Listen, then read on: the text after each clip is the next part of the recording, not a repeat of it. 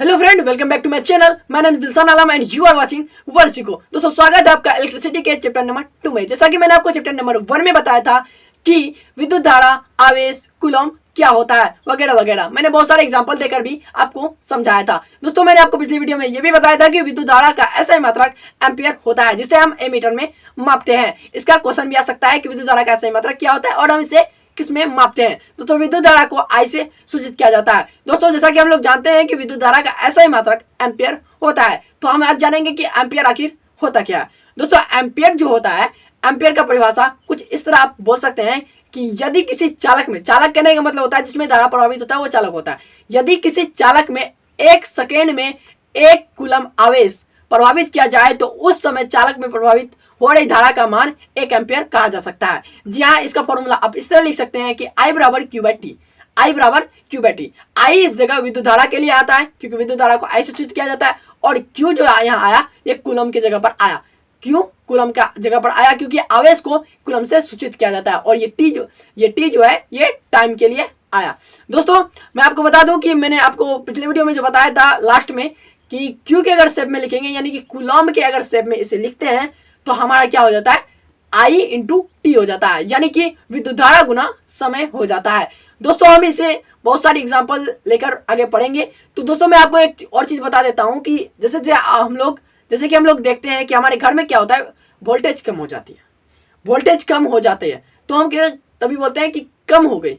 कम होने का मतलब क्या? जैसे कि अभी आपका देख रहे होंगे कि मीडियम में चल रहा है, घर में वोल्टेज रहे, जैसे कि मीडियम हर एक दिन चलता रहता है, तो मीडियम पे है यानी कि 0 पे रहता है। 0 पे रहता है, इसका कोई मान नहीं होता है, यानी कि 0 नॉर्मल पे रहता है, हर जगह नॉर्मल है।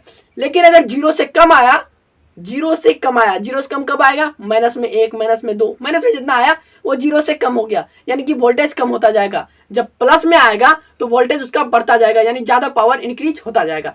दोस्तों, मैं आपको बता दूं कि जब वोल्टेज कम हो जाते हैं, यानी कि एम्पियर का मान जब कम होने लगता है धारा प्रभावित, तब उसे किस चीज में मापा जाता है?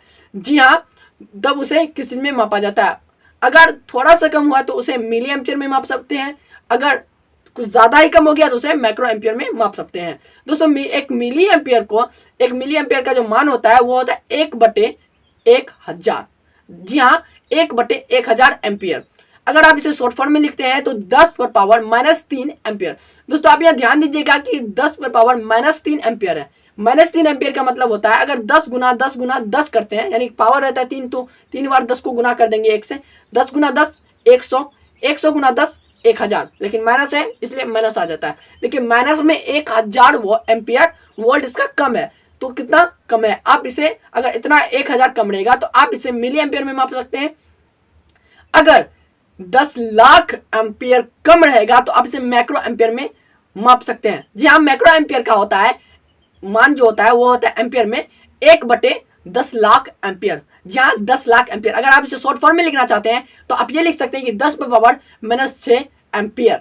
दोस्तों, अगर आपका ये भी सवाल आ सकता है आपके मन में कि अगर वोल्टेज तो यह कम हो रहा था तो एम्पियर का मान कम में हम जान गए कि एम्पियर किस एम्पियर से इसे मापा जा सकता है वोल्टेज कम हो तो। अगर ये जानना चाहेंगे आप कि अगर अधिक हो जाए तो किसमें मापेंगे, तो इसे मापने के लिए किलो एम्पियर का यूज हम करेंगे। किसका यूज करेंगे? किलो एम्पियर का यूज कर सकते हैं, यानी कि इसका मान होता है हमारा किलो एम्पियर का 1000 एम्पियर। दोस्तों, उसमें क्या होता है? 1/1000 एम्पियर था, लेकिन किलो एम्पियर में क्या होता है कि 1000 एम्पियर होता है, जिसे शॉर्ट फॉर्म में आप 10⁻³ एम्पियर लिख सकते हैं। अगर कुछ ज्यादा अधिक हो गई है तो आप उसे मेगा एम्पियर में माप सकते हैं, जो कि मेगा एम्पियर का मान होता है 10 लाख एम्पियर। जो कि हमारा जब लो हो रहा था तो हम मैक्रो एम्पियर से माप रहे थे तो 1/10 लाख एम्पियर था, लेकिन जब हम मेगा एम्पियर से तब माप रहे हैं जब अधिक हो जाता है ज्यादा, तो मेगा एम्पियर से मापते हैं तो हमारा कितना होता है? 10 लाख एम्पियर होता है, जो कि आप शॉर्ट फॉर्म में लिखेगा तो 10 पर पावर माइनस नहीं लगेगा, इसमें 10⁻6 एम्पियर। देखिए, अगर कम होता है तो उसमें माइनस लगेगा सब पे पावर पे, अगर अधिक होता है तो उसमें पावर पे माइनस नहीं लगेगा, प्लस में रहेगा। तो दोस्तों, मैं कुछ एग्जाम्पल देकर आपको एम्पियर को समझाना चाहता हूँ कि अगर 2 मिनट तक 3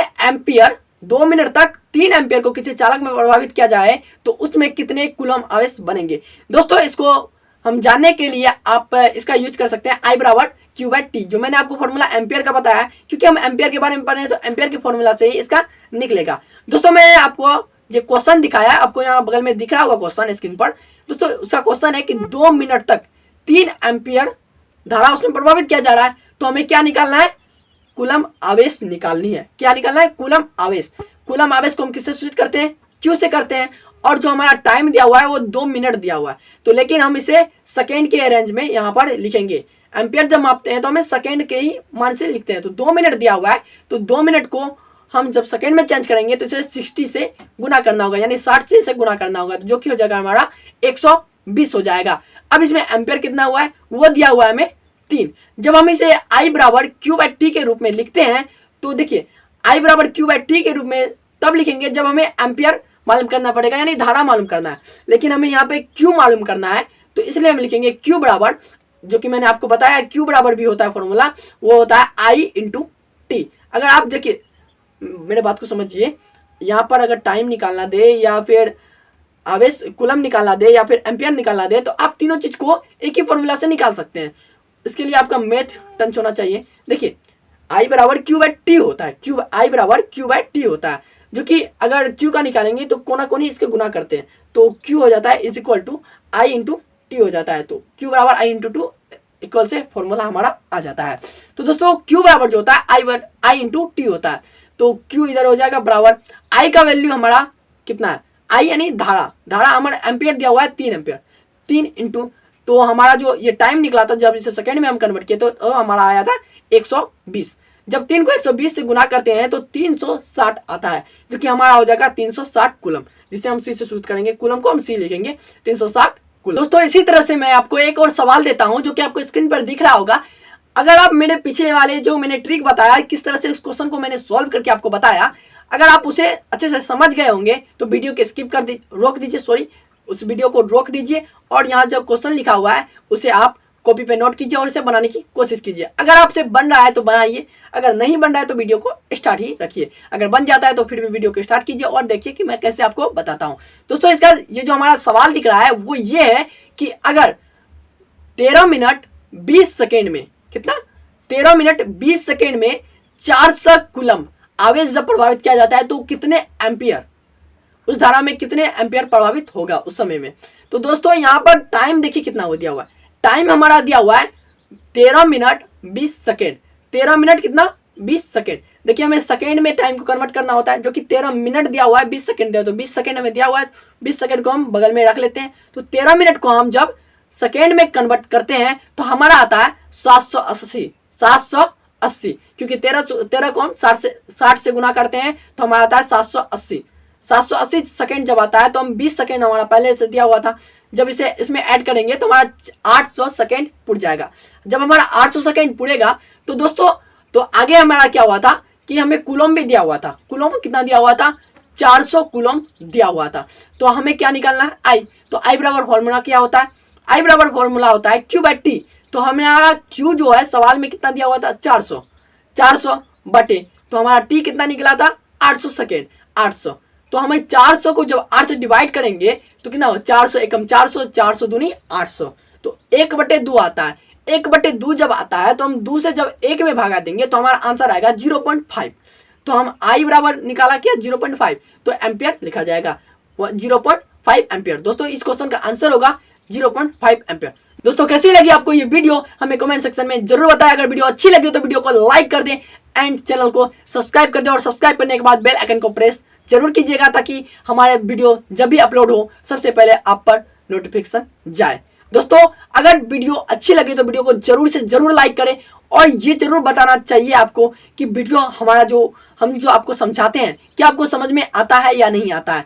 अगर आपको हमारी बात समझाई हुई बातें समझ में आती है तो अगर आपको किस चीज़ के बारे में और जाननी है तो उस चीज़ के बारे में हमें कमेंट में कीजिए कि भाई हमें इस चीज़ के बारे में बताओ, तो मैं अगली वीडियो में आपको उसी चीज़ के बारे में बताऊंगा। सो फ्रेंड चलते हैं, मिलते हैं अगले में वीडियो में। जय हिंद।